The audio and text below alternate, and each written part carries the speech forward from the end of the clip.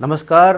हमारे साथ मुलाकात है वित्त राज्य मंत्री भारत सरकार के अनुराग ठाकुर। इनसे हम बात करेंगे बजट पे, जो अभी पेश हुआ और उसके आगे क्या होगा, और जो बाकी कंट्रोवर्सीज़ है या किसानों के आंदोलन की बात हो रही है उसके बारे में हम बात करेंगे। तो अनुराग जी नमस्कार, आपका स्वागत है हमारे प्रोग्राम में एपीएन चैनल पे। तो पहले हम बजट की बात करेंगे। बजट पे बहुत अच्छे रिएक्शन आए कि लिबरलाइजेशन का वो है, एक फॉरवर्ड लुकिंग रिफॉर्म बजट है। बट कुछ पार्टियां, अगर कांग्रेस की बात करें या राहुल गांधी जी अभी बोलते हैं कि ये सिर्फ अमीर लोगों के लिए है और मोदी सरकार अमीर लोगों को बेनिफिट कराना चाहते हैं, गरीब लोगों के लिए कुछ नहीं है। आप कैसे रेस्पॉन्ड करेंगे इस पर? देखिए, अगर मोदी जी ने गरीबों के लिए काम किया तभी 2014 में और 2019 में पूर्ण बहुमत की सरकार आई, तभी जाकर पूरे देश भर में कांग्रेस का सफाया हुआ। और इस बजट में भी माननीय मोदी जी ने निर्देश दिए थे, एक तरह से उनका यही सुझाव था कि एक भी रुपए का नया कर हिंदुस्तान की जनता पर ना लगे। और हमने जनता की उम्मीदों पर खरा उतरे, इसलिए सेंसेक्स भी 2200 अंक पहले दिन उछाल मारा, 1200 अंक दूसरे दिन उछाल मारा। ये अपने आप में दिखाता है कि लोगों ने इस बजट को सराहा है। दूसरी बात मैं कहना चाहता हूँ, अनुसूचित जाति जनजाति, इसके लिए जो अलग अलग मंत्रालयों में बजट 51.65% की वृद्धि की गई, 83,000 करोड़ से बढ़ाकर इसको 1,26,000 करोड़ रुपया किया गया है। इससे पिछड़े वर्ग को, अनुसूचित जाति को, इन सबको लाभ मिलने वाला है। दूसरा, हमने जो सामाजिक न्याय अधिकारिता मंत्रालय है उसका 28% बजट बढ़ाया। किसको? दिव्यांग को, SC ST को, सबको लाभ मिलेगा। फिर किसानों के लिए 65,000 करोड़ रुपये हमने PM किसान सम्मान निधि में बजट रखा। मनरेगा में 73,000 करोड़ का बजट रखा। किसको मिलेगा? गरीब को मिलेगा। जल जीवन मिशन में 50,000 करोड़ रुपये का बजट रखा। किसको लाभ मिलेगा? गरीब के घर में नलके से साफ पानी आएगा। स्वास्थ्य के क्षेत्र में 2,23,000 करोड़ का बजट रखा। किसके लिए? गरीब के लिए 137% वृद्धि की हमने स्वास्थ्य के बजट की, ताकि गांव में, ग्रामीण क्षेत्र में गरीबों के लिए भी अस्पताल और जांच की सुविधाएं बन सकें। मोदी सरकार ने किया। बसें 20,000 लेने का प्रावधान खड़ा किया। किसके लिए? गरीब को पब्लिक ट्रांसपोर्ट में चलना है तो उसके लिए बसें अच्छी मिले, वो करने का काम किया। गरीब गाड़ी नहीं बदल सकता तो कमर्शियल व्हीकल बदलनी हो तो 15 साल के बाद स्क्रैपेज पॉलिसी में देगा, सरकार से पैसे मिलेंगे और अपनी नई गाड़ी लेगा। इसी तरह से पैसेंजर व्हीकल के लिए 20 साल का किया। ये सब गरीब और मध्यम वर्ग के लिए ही सब कदम उठाए गए हैं।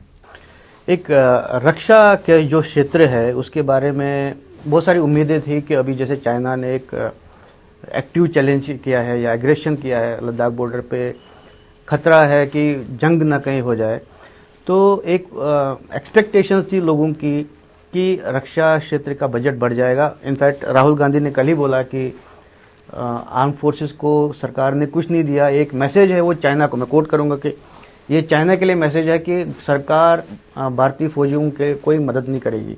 तो आप इसको कैसे रिस्पॉन्ड करेंगे? मुझे तो लगता है राहुल गांधी जी को इतनी तवज्जो ही नहीं देनी चाहिए, क्योंकि पढ़ने लिखने की आदत नहीं है। सदन में बैठते नहीं, जब बजट भी चल रहा था तब वहाँ से गायब थे। तो मेरा मानना ये भी है कि जब वो पढ़ेंगे तब उनको शायद जानकारी मिलेगी। रक्षा बजट में बढ़ोतरी हुई और इसके अलावा भी अगर आप कुल मिलाकर देखेंगे तो UPA के टाइम पे जो बुलेट प्रूफ जैकेट लेनी थी 10 साल तक नहीं ली। मोदी सरकार ने 2 साल के अंदर 1,50,000 से ज़्यादा बुलेट प्रूफ जैकेट खरीद के दी। रफाल विमान वो 10 साल तक नहीं खरीद पाए, हमने खरीद के भारत को मजबूत भी कर दिया है। हमने हिंदुस्तान में डिफेंस प्रोडक्शन शुरू कर दी, 110 आइटम्स तय कर दी जो हिंदुस्तान में बनेंगी, अब विदेश से आयात नहीं की जाएंगी, बल्कि अगले 5 वर्षों में 35,000 करोड़ का निर्यात किया जाएगा।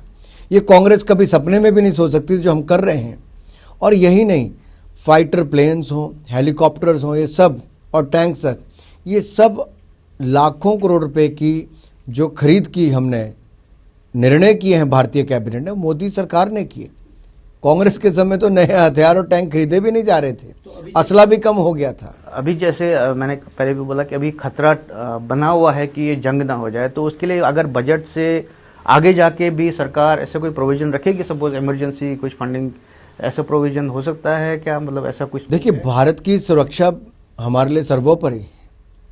और अगर आप कुल मिलाकर देखेंगे, बॉर्डर पर भी जो चीन को सबक सिखाया, भारत के सैनिकों ने सिखाया, क्योंकि सरकार ने खुला उसमें समर्थन किया था कि बॉर्डर की सुरक्षा करनी जिम्मेदारी है। पाकिस्तान की ओर से कुछ होता तो उसका कड़ा जवाब दिया जाता है। और यही नहीं, हमने जम्मू कश्मीर में भी जो पथराव की घटनाएं थी या आपकी आतंकवाद की घटनाएं थी, उनको भी कम और शून्य के बराबर लगभग किया। ये दिखाता है कि सख्ती के साथ नक्सलवाद, आतंकवाद के साथ हम लड़ रहे हैं और बॉर्डर पर भी भारत की सुरक्षा को निरंतर बनाए रखने के लिए मोदी सरकार ने हर कदम उठाए, आगे भी उठाएंगे।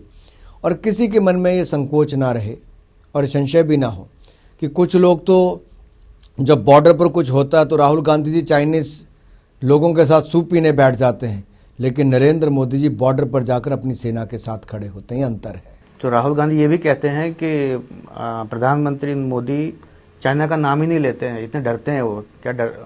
मुझे लगता है चाइना का हवा ज़्यादा राहुल गांधी बनाते हैं, क्योंकि उनको याद होगा कि उनके पूर्वजों ने जो गलतियां की थी शायद उनको आज तक सताती होगी। भारत को तो खामियाजा भुगतना पड़ा पंडित नेहरू की गलती का, चाहे वो चीन के साथ हो या जम्मू कश्मीर की बात हो। ये दर्द दिए भारत को किसके हैं? इस कांग्रेस के ही, इनके नेतृत्व का ही है। इससे अब मुक्ति मिल रही है और कांग्रेस में भी इस नेहरू गांधी परिवार से बहुत लोग मुक्ति चाहते हैं, लेकिन ये लोग हैं जो परिवारवाद तक ही सीमित हैं। अच्छा, अगर बजट की बात करें, मिडिल क्लास को या पर्टिकुलरली इनकम टैक्स पेयर को बड़ी उम्मीदें थी कि बिकॉज आप देख रहे हैं कि कोविड की वजह से या लॉकडाउन की वजह से बहुत सारी नौकरियां चली गई या इनकम कम हुई, तो उम्मीदें थी कि बजट में कोई रिलीफ मिलेगा पर्टिकुलर इनकम टैक्स पेयर्स को। बट देखा गया कि उसमें पीएफ कंट्रीब्यूशन पे 2.5 लाख के ऊपर अगर हो तो उस पर टैक्स लगेगा। तो कहीं ना कहीं मिडिल क्लास नाराज़ है इस पर, तो आप इसको कैसे? देखिए, पहली बात तो मैं कहूँगा जो 2.5 लाख से ज़्यादा वाले हैं वो 1% से भी कम है। लेकिन वो क्या करते थे, महीने का 2 करोड़ रुपया जमा करा दिया पीएफ में, 8% एश्योर्ड रिटर्न भी ले ली, इनकम टैक्स की छूट भी ले ली। उससे गरीब का भला नहीं हो रहा था, उससे उन लोगों का ही भला हो रहा था। और सरकार को आज की डेट में 8% रिटर्न देना, गरीब के लिए तो दे सकते हैं, मजदूर के लिए तो दे सकते हैं, लेकिन जो एक महीने का 1 करोड़, 2 करोड़, 3 करोड़ रुपया जमा कराते हैं, क्या उनको ये देना उचित होगा?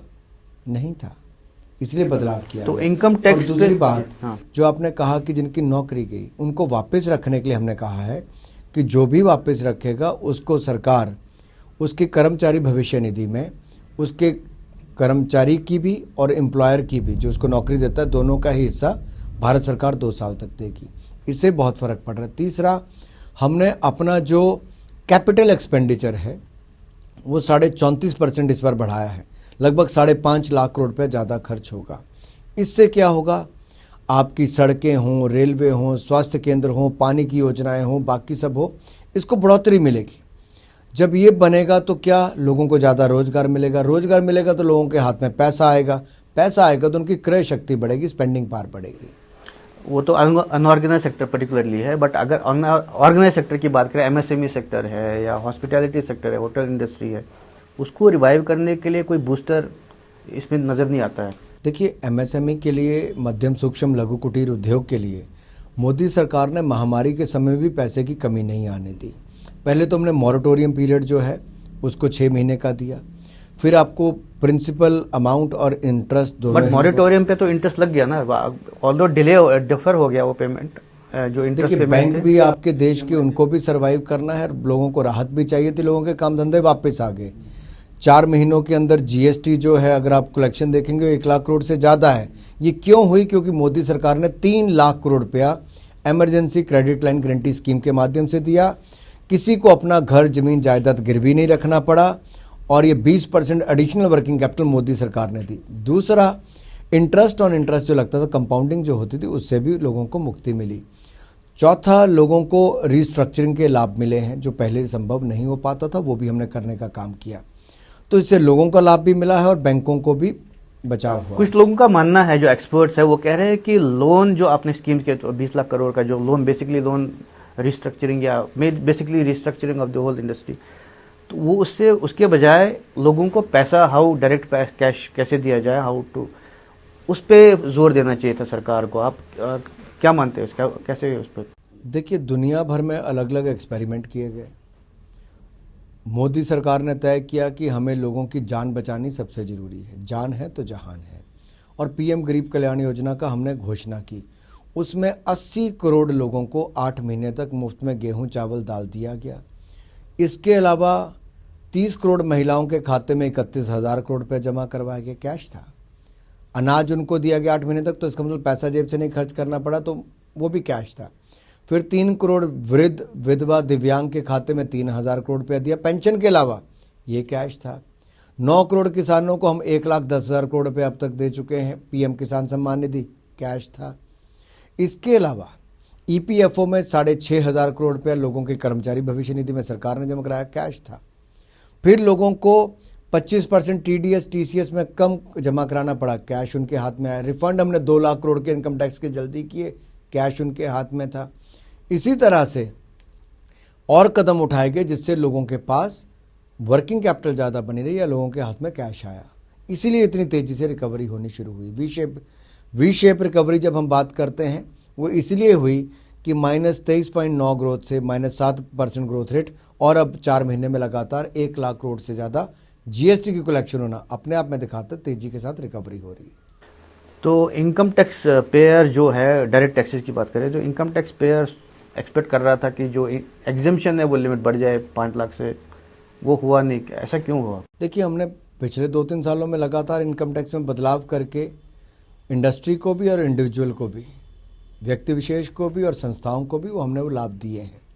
लेकिन जैसे आप भली भांति जानते हैं, पिछले वर्ष में 7 लाख करोड़ के बजाय लगभग 12.5 लाख करोड़ रुपया सरकार को कर्जा लेना पड़ा हिंदुस्तान के लोगों की मदद करने के लिए।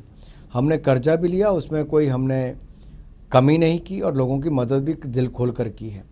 आगे भी जो इंफ्रास्ट्रक्चर स्पेंडिंग है, अब कर्जा लेकर करेंगे, निवेश करेंगे, बनाएंगे, फिर उसको मोनेटाइज करके कर्जा वापस करेंगे, लेकिन लोगों को रोजगार मिले और भारत आगे बढ़े, इस दिशा में सब कदम उठाए गए। प्रधानमंत्री मोदी जी का जो सपना है या एम्बिशन है कि $5 ट्रिलियन की इकॉनमी बनाना, उसको कोविड से या जो एफिलेटेड चीज़ें से उससे कितना धक्का लगा है, या कितना डिले होगा या नहीं होगा? देखिए, निश्चित तौर पर 1 साल का नुकसान तो हो गया, क्योंकि लगभग 1 साल पूरा ही आपका कोविड की महामारी करके चला गया। और मैं चाहता हूं कि ये कोरोना को हम हराएं, भारत को जिताएं, इस दिशा में कदम उठा रहे हैं। 35,000 करोड़ रुपया कोविड वैक्सीन के लिए भी हमने रखा है, और 35,000 करोड़ से देश की जनता को कोविड वैक्सीन मिलेगी। इसके अलावा और बहुत सारे कदम उठाए गए जिसमें रिकवरी ज़्यादा हो, तेज़ी वापस आए। इंफ्रास्ट्रक्चर में खर्च कर रहे हैं, कैपिटल एक्सपेंडिचर कर रहे हैं, जिससे जॉब क्रिएशन भी होता है और उसका 2.5 टाइम्स यानी कि 2.5 गुना ज़्यादा मल्टीप्लायर कम से कम उसका इफेक्ट आता है। तो उसमें अर्थव्यवस्था में तेज़ी आती है, खरीद बढ़ती है। आज भी आपने देखा होगा रियल एस्टेट में तेज़ी है, कंस्ट्रक्शन में तेज़ी है, सीमेंट, स्टील और इस सब में तेज़ी आई। क्यों? क्योंकि मांग बढ़ी है।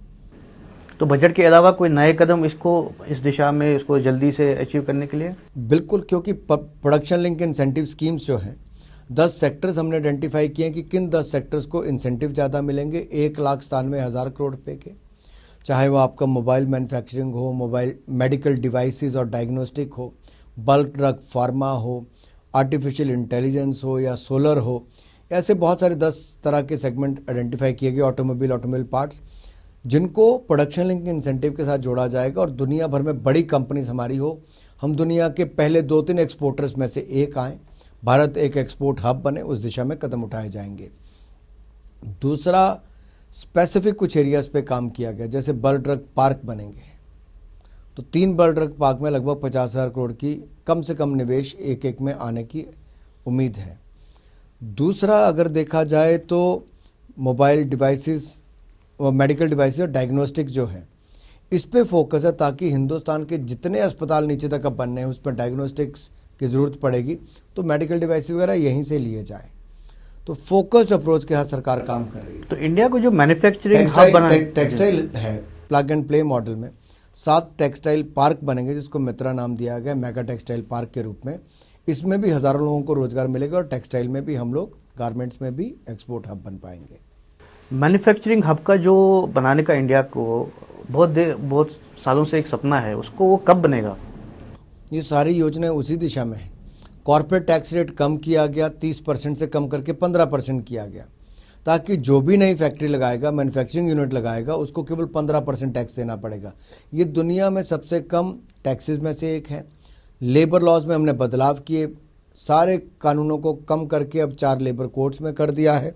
इससे लाभ ये मिलेगा कि इंडस्ट्री लगाने वाले का विश्वास बढ़ेगा। दूसरा, फेसलेस असेसमेंट और फेसलेस अपील इनकम टैक्स में हमने की है, ताकि लोगों को टैक्स टेररिज्म ना हो। ये बहुत बड़ी छलांग थी, पारदर्शिता आएगी। कस्टम्स क्लियरेंस में फ़ायदा मिले तो तुरंत कस्टम लेकर आए, पेपरलेस, बॉर्डरलेस और इसको फेसलेस किया है, तो इसमें भी एक बड़ा लाभ मिलने वाला है।